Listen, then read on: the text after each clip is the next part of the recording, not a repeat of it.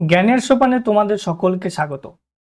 আজ আমি ডাব্লিউবি কেপির জন্য আরো একটি ভিডিও নিয়ে হাজির হয়েছি, যে ভিডিওটিতে তোমরা জিকেজিএস এর বিভিন্ন গুরুত্বপূর্ণ প্রশ্নাবলী পেয়ে যাবে এবং এই প্রশ্নগুলি আমি বিশ্লেষণ আকারে আলোচনা করেছি।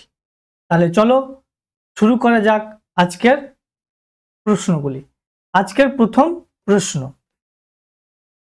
কি বলেছে দেখো, বক্সা ব্যাঘ্র সংরক্ষণ কেন্দ্রটি কোথায় অবস্থিত? এই বক্সা বাঘ সংরক্ষণ কেন্দ্রটি কোথায় অবস্থিত? তাহলে এর সঠিক উত্তর হয়ে যাবে অপশন নাম্বার ডি, পশ্চিমবঙ্গে। পশ্চিমবঙ্গে ব্যাঘ্র সংরক্ষণ কেন্দ্রটি অবস্থিত। এই বাঘ সংরক্ষণ দিবস কবে পালন করা হয়? বাঘ সংরক্ষণ দিবস বা বাঘ জাতীয় দিবস, বাঘ দিবস, বাঘ সংরক্ষণ দিবস বা বাঘ দিবস কবে পালন করা হয়? তাহলে এটা পালন করা হয় 29 জুলাই। বাঘ সংরক্ষণ কবে থেকে শুরু হয়েছিল বা বাঘ সংরক্ষণ আইন 1973 সালে শুরু হয়। বাঘ সংরক্ষণ আইন শুরু হয়। এছাড়াও দেখো উড়িষ্যার কয়েকটি বাঘ সংরক্ষণ, কোথায় কোথায় উড়িষ্যাতে বাঘ সংরক্ষণ করা হয়, বাঘ সংরক্ষণ কেন্দ্রগুলির নাম প্রত্যেকে হচ্ছে শিমলিপাল বাঘ সংরক্ষণ অরণ্য, উড়িষ্যার শিমলিপাল বাঘ সংরক্ষণ কেন্দ্র বা অরণ্য, বাঘ সংরক্ষণ কেন্দ্র বা অরণ্য। এছাড়াও আরো রয়েছে উড়িষ্যায় সোনাবেদা বাঘ সংরক্ষণ, সোনাবেদা বাঘ সংরক্ষণ কেন্দ্র, বাঘ সংরক্ষণ অরণ্য। রাজস্থানের রণথম্বর বাঘ সংরক্ষণ, রণথম্বর বাঘ সংরক্ষণ কেন্দ্র, রণথম্বর অরণ্যে বাঘ সংরক্ষণ করা হয়। মধ্যপ্রদেশ সবচেয়ে বিখ্যাত হচ্ছে কানহা বাঘ সংরক্ষণ কেন্দ্র বা কানহা জাতীয় উদ্যানে বাঘ সংরক্ষণ করা হয়।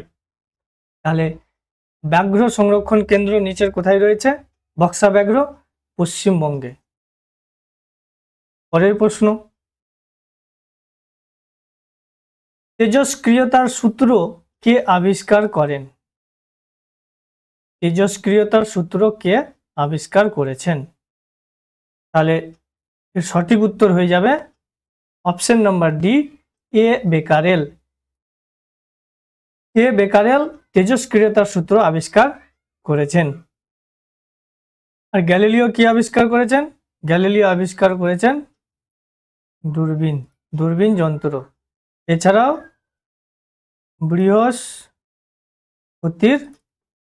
বৃহস্পতি গ্রহের উপগ্রহ। তাহলে 2 নম্বর প্রশ্ন সঠিক উত্তর অপশন নাম্বার ডি, এ বেকারেল। নেক্সট,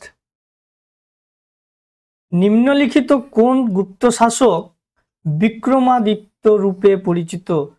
তাকে বিক্রমাদিত্য নামেও পরিচিত ছিলেন বা ডাকা হতো, বলা হতো বিক্রমাদিত্য। তাকে কোন গুপ্ত শাসককে বিক্রমাদিত্য বলা হতো? তাহলে সঠিক উত্তর হচ্ছে অপশন নাম্বার সি, দ্বিতীয় চন্দ্রগুপ্ত। এছাড়াও বিক্রমাদিত্য ছাড়াও একে শকারী বলা হতো, কারণ তিনি শকদের দমন করেছিলেন। সেই সময় ভারতবর্ষকে শকদের হাত থেকে রক্ষা করেছিলেন, তাই তাকে শকারীও বলা হতো। স্কন্দগুপ্তকে কি বলা হতো? ভারতের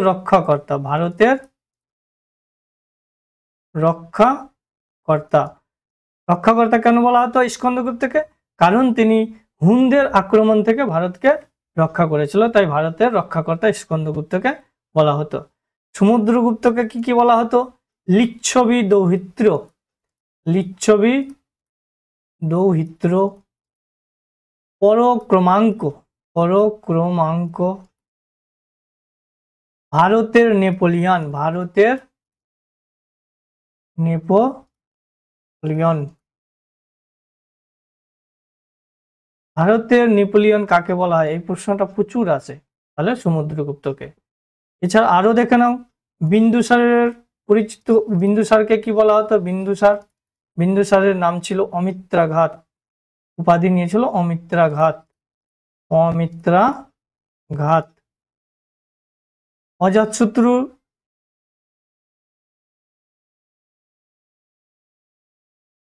উপাধি নিয়েছিল কুনিক, কুনিক। বিম্বিসার নিয়েছিল শ্রেণিক, শ্রেণিক উপাধি। তাহলে কোন গুপ্ত শাসককে বিক্রমাদিত্য রূপে পরিচিত ছিলেন? দ্বিতীয় চন্দ্রগুপ্ত। পরের প্রশ্ন, মুক্তা চাষ বিদ্যার সাথে যুক্ত কোনটি? মানে মুক্তা চাষ বিদ্যাকে এক কথায় কি বলা হয়? তাহলে এর সঠিক উত্তর হচ্ছে অপশন নাম্বার এ, পার্ল চাষ। পার্ল কালচারকে মুক্তা চাষ বিদ্যাও বলা হয়, পার্ল কালচার। পিসিকালচার, পিসিকালচার রয়েছে মৎস্য চাষ, মৎস্য চাষের জন্য, মৎস্য চাষ, মৎস্য চাষের বিদ্যাকে পিসিকালচার বলা হয়। সেরিকালচার রেশম চাষ, রেশম চাষের বিদ্যা। প্রন কালচার চিংড়ি চাষের বিদ্যা, চিংড়ি চাষের বিদ্যা। এছাড়া আরো কিছু কিছু গুরুত্বপূর্ণ গুলো দেখে নাও। হর্টিকালচার, হর্টিকালচার এটা হচ্ছে উদ্যান পালন, উদ্যান পালন বিদ্যা, উদ্যান পালন বিদ্যা। এন্টোমোলজি, এন্টোমোলজি, এন্টোমোলজি পতঙ্গ, কীট পতঙ্গ সংক্রান্ত বিদ্যাকে, কীট পতঙ্গ সংক্রান্ত বিদ্যাকে এন্টোমোলজি বলা হয়। এভিকালচার, এভিকালচার হচ্ছে পাখি সংক্রান্ত বিদ্যা, পাখি সংক্রান্ত বিদ্যা। এছাড়া এপি কালচার এটা হচ্ছে মৌমাছি পালন, মৌমাছি পালন, মৌমাছি পালনকে এপিকালচার বলা হয়। তাহলে মুক্তা চাষ বিদ্যা কার সাথে যুক্ত? Pearl culture, pearl culture. পরের প্রশ্ন, বড়ি, সাতপুরা ও কানহা ব্যাঘ্র সংরক্ষণ কেন্দ্রটি কোথায় অবস্থিত? 2 নম্বর প্রশ্ন, 1 নম্বর প্রশ্নতেই আমি এটা বলেছিলাম, কানহা ব্যাঘ্র সংরক্ষণ কেন্দ্রটি কোথায় অবস্থিত? তাহলে সঠিক উত্তর হয়ে যাবে অপশন নাম্বার সি, মধ্যপ্রদেশে। বড়ি, সাতপুরা ও কানহা ব্যাঘ্র সংরক্ষণ মধ্যপ্রদেশে অবস্থিত। নেক্সট, কোন রাজ্যটির প্রথম পরিচালিত ভাষা মালায়ালম? কোন রাজ্যে প্রধান ভাষা, তাদের প্রচলিত প্রধান ভাষা হচ্ছে মালায়ালম ভাষা। তাহলে সঠিক উত্তর হবে অপশন নাম্বার সি, কেরল রাজ্যের প্রচলিত প্রধান ভাষা হচ্ছে মালায়ালম। এছাড়া দেখো অন্ধ্রপ্রদেশের প্রচলিত ভাষা কি? তেলেগু, তেলেগু। তামিলনাড়ুর তামিল। ত্রিপুরার কি? ত্রিপুরার হচ্ছে বাংলা, ইংরেজি, এছাড়াও কক, বরক। তাহলে কোন রাজ্যটির প্রধান প্রচলিত ভাষা মালায়ালম? কেরল রাজ্যের প্রধান প্রচলিত ভাষা হচ্ছে মালায়ালম। নেক্সট, কমনওয়েলথ কত সালে প্রতিষ্ঠিত হয়? কমনওয়েলথ কত সালে প্রতিষ্ঠিত হয়? তাহলে এর সঠিক উত্তর হবে অপশন নাম্বার বি, 1949 সালে কমনওয়েলথ প্রতিষ্ঠিত হয়। কমনওয়েলথ প্রথমে 1931 সালের 11ই ডিসেম্বর স্থাপিত হয়েছিল। তখন এর নাম ছিল ব্রিটিশ কমনওয়েলথ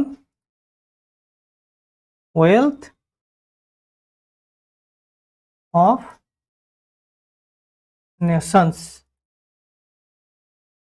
পরে বর্তমানে 1949 সালে লন্ডন ঘোষণার দ্বারা কমনওয়েলথ অফ নেশনস নামে প্রতিষ্ঠিত করা হয়। কমনওয়েলথ অফ নেশনস নাম নিয়ে 1949 সালে লন্ডন ঘোষণার দ্বারা একে সংশোধিত করা হয়। তাই কমনওয়েলথ বর্তমান নাম অনুসারে কমনওয়েলথ অফ নেশনস নাম নিয়ে যেহেতু 1949 সালে প্রতিষ্ঠিত হয়েছিল, তাই এটাই কমনওয়েলথ প্রতিষ্ঠা হিসাবে পরিচিত। এই সালটাই 1949 সালে। বর্তমানে সদস্য সংখ্যা কটি কমনওয়েলথ অফ নেশনসের? 56টি। শেষ সদস্য হচ্ছে টোগো। তাহলে 7 নম্বর প্রশ্নের সঠিক উত্তর অপশন নম্বর বি। পরের প্রশ্ন, ক্যাটালিটিক কনভার্টার ব্যবহারের উদ্দেশ্য কি? এই ক্যাটালিটিক কনভার্টারটা ব্যবহারের উদ্দেশ্যটা কি? তাহলে সঠিক উত্তর হয়ে যাবে অপশন নম্বর এ, মোটর যান দূষণ নিয়ন্ত্রণ করার জন্য ক্যাটালিটিক কনভার্টার ব্যবহার করা হয়। পরের প্রশ্ন, গান্ধীজির আধ্যাত্মিক গুরুর নাম কি? গান্ধীজির আধ্যাত্মিক গুরুর নাম কি? তাহলে এর সঠিক উত্তর হবে option number D, Leo Tolstoy. Leo Tolstoy ছিলেন গান্ধীজির আধ্যাত্মিক গুরু। আর গান্ধীজির রাজনৈতিক গুরু কে ছিলেন? রাজনৈতিক গুরু ছিলেন গোপাল কৃষ্ণ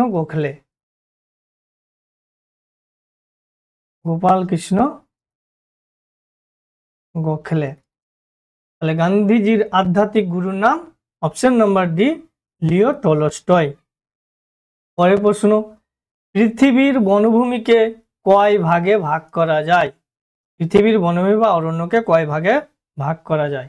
তাহলে এর সঠিক উত্তর হয়ে যাবে অপশন নাম্বার বি, 5টি ভাগে পৃথিবীর বনভূমিকে ভাগ করা যায়। পৃথিবীর বনভূমিকে 5টি ভাগে ভাগ করা যায়, সেগুলি কি কি? ক্রান্তীয় চিরহরিৎ বন, 2 নম্বর ক্রান্তীয় পর্ণমোচী বন, 3 নম্বর ক্রান্তীয় কাঁটা বন ও ঝোপঝাড়।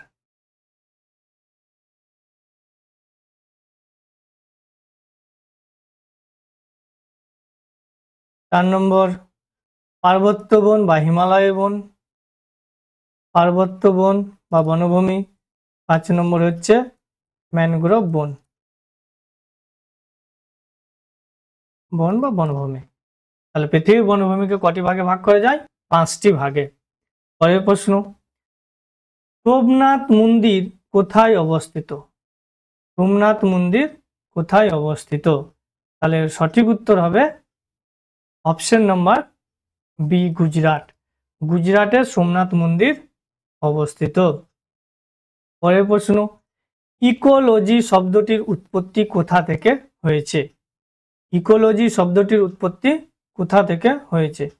এই ইকোলজি শব্দটি হচ্ছে গ্রিক শব্দ।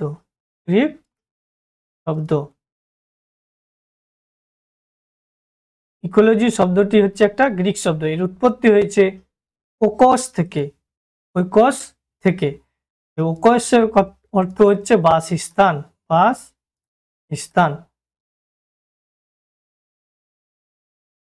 ইকোলজি শব্দটি কে প্রথম বলেছিলেন? আর্নেস্ট, জার্মান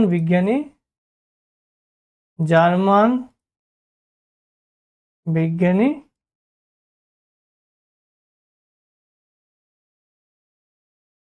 আর্নেস্ট হেকেল কত সালে? 1869 সালে। তাহলে ইকোলজি শব্দটির উৎপত্তি হয়েছে ওইকস থেকে। নেক্সট, নিম্নের কোন রাসায়নিক উপাদানটি তাজমহলের ক্ষতি করছে? তাহলে এর সঠিক উত্তর হয়ে যাবে অপশন নম্বর এ, সালফার ডাইঅক্সাইড তাজমহলের ক্ষতি করছে। নেক্সট, বায়ুমণ্ডলে অক্সিজেনের শতকরা পরিমাণ কত? বায়ুমণ্ডলে অক্সিজেনের পরিমাণ শতকরা কত? তাহলে সঠিক উত্তর হবে অপশন নম্বর ডি, 20.95%। 20.95%। আর বায়ুমণ্ডলে সবচেয়ে কোন গ্যাসের পরিমাণ বেশি? নাইট্রোজেনের। নাইট্রোজেন কত পার্সেন্টেজ? শতকরা 78.09%। এছাড়া আর কি কি গ্যাস রয়েছে? আর্গন। আর্গন রয়েছে 0.93%। আর কার্বন ডাই অক্সাইড অর্থাৎ C2 এর পরিমাণ রয়েছে 0.03%। তাহলে বায়ুমণ্ডলে অক্সিজেনের শতকরা পরিমাণ 20.95%। নেক্সট, আজকের ক্লাসের শেষ প্রশ্ন, বায়ু হলো একটি ড্যাশ পদার্থ। বায়ু একটা কি রকম পদার্থ? মিশ্র, না মৌলিক, না যৌগিক, না জৈব? তাহলে বায়ু হলো একটি মিশ্র পদার্থ। অপশন নম্বর এ হচ্ছে সঠিক উত্তর।